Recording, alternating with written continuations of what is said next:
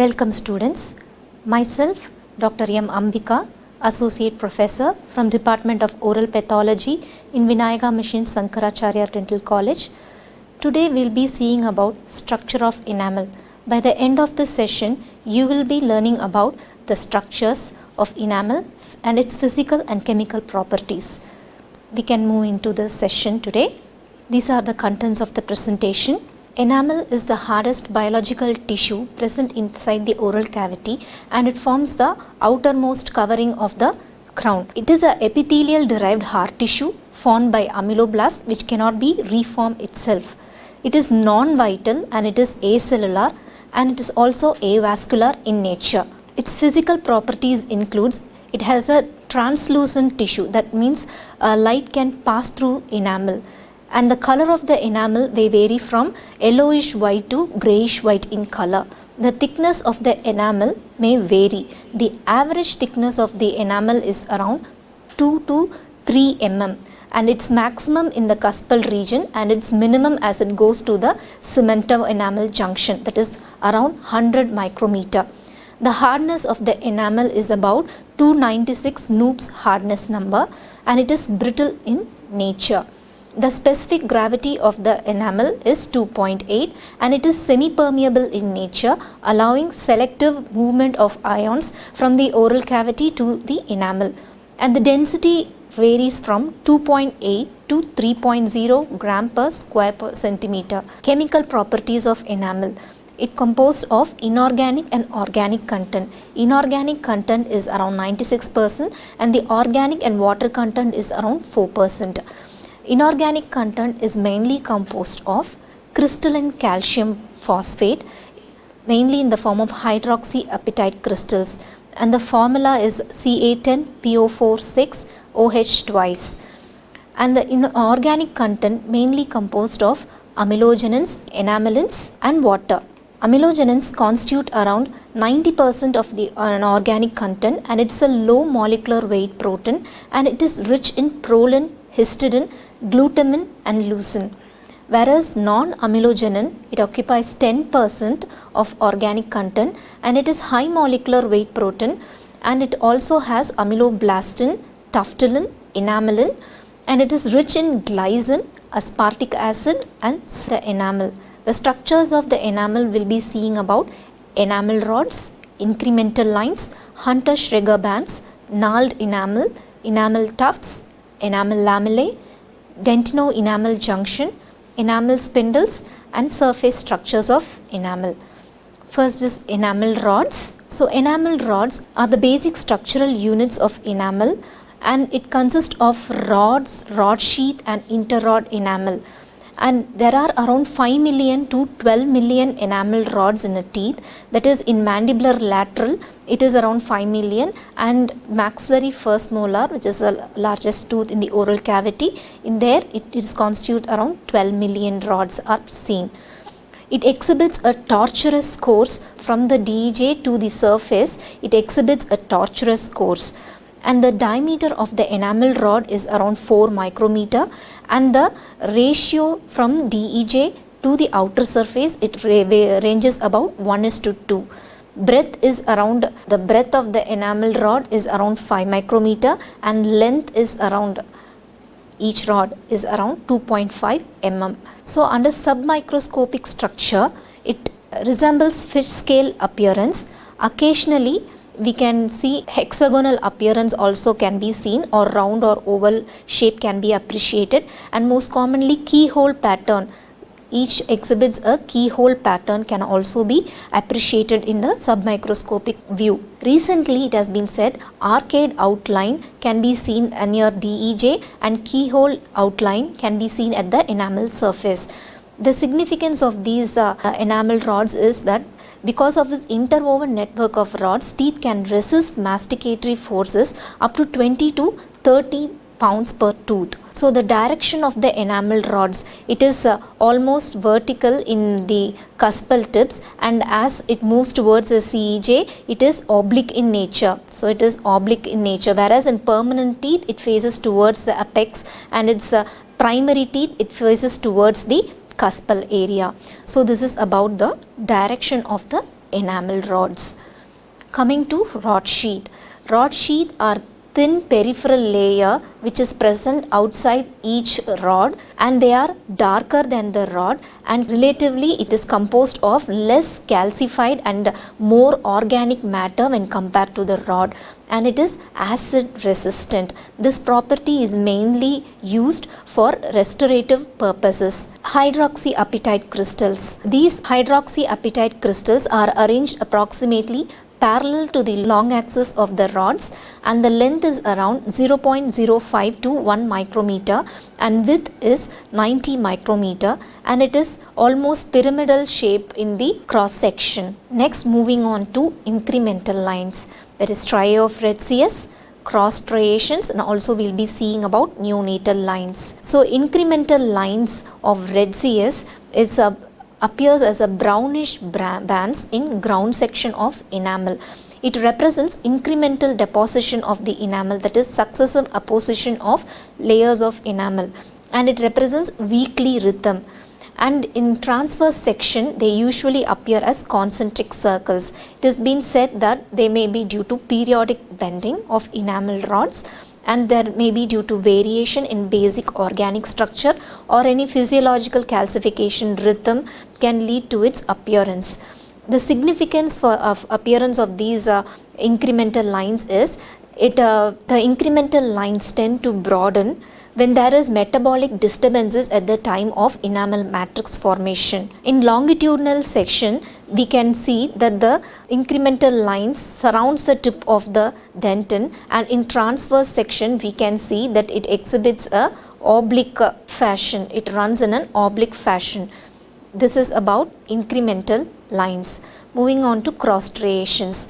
These cross striations are dark transverse lines seen crossing the enamel, giving a striated appearance to the enamel rods. Here, this one is cross striation, and it represents daily increments of growth during enamel formation. Rate of enamel formation is approximately 4 micrometer per day, and the significance is that these lines become prominent during carious attack, and it reflects variation in structure and mineralization during growth and helps in chronological mapping of dental development. Next is neonatal line or neonatal ring. These are nothing but accentuated incremental lines like forming a boundary between the prenatal enamel and postnatal enamel. See, there is a line running between the prenatal enamel and postnatally formed enamel, and is usually seen in deciduous teeth and permanent first molars. Hunter-Schreger bands. These are nothing but optical phenomenon produced by change in direction between adjacent group of rods. They are represented as alternate dark and light bands. In longitudinal sections it can be viewed, that is under oblique refracted light, usually found in inner 2/3. So inner 2/3 of the enamel it can be appreciated starting from the DEJ. So the possible causes for this appearances is being postulated like that it may be due to variation in calcification process. They may be actually not be an optical phenomenon, but they may be alternate zones having slightly different permeability and different contents of organic material. This light and dark bands can be formed. The dark bands are also known as diazones and the light bands are known as parazones. The angle formed between the parazone and the diazone is around 40 degree. The significance of these Hunter-Schreger bands is that they are considered to be functional adaptation exhibited in enamel, which minimizes the risk of cleavage in axial direction due to masticatory forces. So next is gnarled enamel. So gnarled enamel are nothing but complex arrangement of rods which intertwine irregularly at the cuspal tips. So the rods exhibits an intertwined tortuous course near the cuspal or incisal area. So here also we can appreciate the intertwining nature in the enamel rods at the cuspal tips. The significance of these gnarled enamel is that cleavage is not appreciated in gnarled enamel area when compared to the normal enamel and does not readily yields to the pressure of bladed hand cutting instruments in tooth preparation. Next, moving on to dentino-enamel junction. So dentino-enamel junction is nothing but a junction between the enamel and the dentin, and it is usually like represented in diagrams. It is not a straight line, it is actually scalloped in nature, and mostly when we see in cross section we can appreciate this scalloped nature more clearly. It is also called as amelodentinal junction. You can appreciate the scalloped nature over here, right? And the scalloped nature, we can see the convexity is facing towards the dentin area and the concavity is facing towards the enamel area. So it is said that the scalloping arrangement is mainly a functional adaptation which tends to increase the surface area of enamel, and it also helps in inducing lateral spread of dental caries, that is by preventing early invasion into the dentinal areas. And also there is stress distribution and resist enamel crack propagation. That means the stress distribution is evenly distributed and it resists enamel crack formation. In some cases, when the DEJ is not scalloped and it is almost straight, it tends to chipping of the enamel, which can be noticed in few pathological conditions like dentinogenesis imperfecta, Ehlers-Danlos syndrome, where we can appreciate this flat DEJ. Next is enamel tufts. Enamel tufts, the name arises because of these enamel tufts appear like a tufts of grass which arises from the DEJ and enters into the enamel. It occupies around 1/5 to 1/3 of its thickness, and it consists of hypocalcified rods and interprismatic substance, consists of highest enamel protein concentration, and this enamel tufts prevents fractures in enamel. According to 10 Cates, these enamel tufts develops because of the change in direction of the group of rods that arise from the DEJ, and it is best visualized in transverse section. Next, moving on to enamel spindles. These are thickened odontoblastic processes passing across the DEJ. We can appreciate over here mainly at the cuspal tip areas, that is most commonly seen in region of cuspal areas because of the crowded odontoblast occurs at the cuspal tips, and it appears dark in transmitted light when seen in ground section, and it's best seen in longitudinal section. And the significance is that sudden sensitivity can be experienced when a cavity is being prepared. When the cavity preparation is nearing the DEJ, the sensitivity can be experienced because of the odontoblastic exposure of this odontoblastic processes, that is enamel spindles. Next is enamel lamellae. Enamel lamellae are thin leaf-like hypocalcified structure which are present from the outer surface and it extends into the enamel, and it's formed due to stress and strains created during enamel maturation. So because of that, it is also called as zoological falls. Based on the contents of the lamellae, they are divided into three, that is type A, type B and type C. Type A may be seen only in enamel and type B may reach dentin.